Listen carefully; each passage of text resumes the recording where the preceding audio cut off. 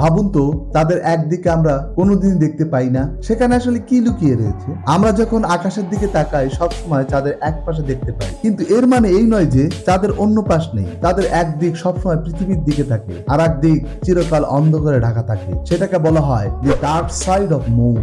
শত শত বছর ধরে মানুষ ভাবছে এই অন্ধকারের দিকটায় হয়তো লুকিয়ে আছে ভিন গ্রহের ঘাঁটি, রহস্যময় শহর কিংবা অজানা প্রাণী। কিন্তু সত্যটা আসলে কি?